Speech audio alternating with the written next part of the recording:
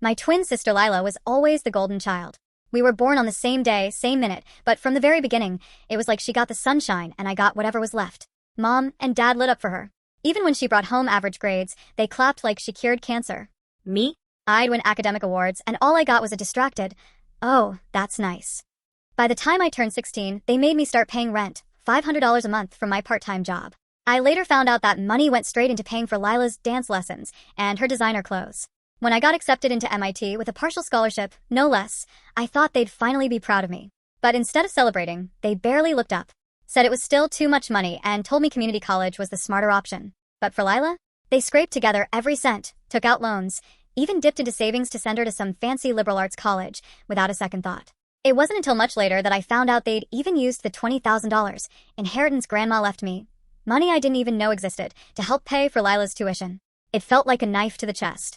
I lost my shot at MIT not just because of money, but because they never believed in me. My coding projects were called hobbies, while Lila's half-finished poems were treated like Shakespeare. I started shrinking into myself. I felt invisible, like a ghost in my own house. At 18, I packed up what little I had and left. No plan, no sabins. My friend Jake let me crash on his couch, and that couch basically became my whole world for a while. But I kept coding. I poured everything into it. Anger, hurt, everything I couldn't say out loud. I taught myself, built apps, took on freelance gigs. By 22, I had my own tech startup.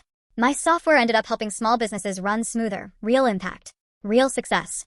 Meanwhile, Lila dropped out of college and got scammed in some shady crypto thing. Lost everything, her savings, her future plans, all of it. Last week, my parents called me. Their voices were shaking. Turns out, Lila's mess left her $50,000 in debt, and they were drowning trying to fix it. They asked me for help. I drove over, not with money, but with receipts. I showed them the rent I paid, and how it funded her life. Showed them proof they stole my inheritance.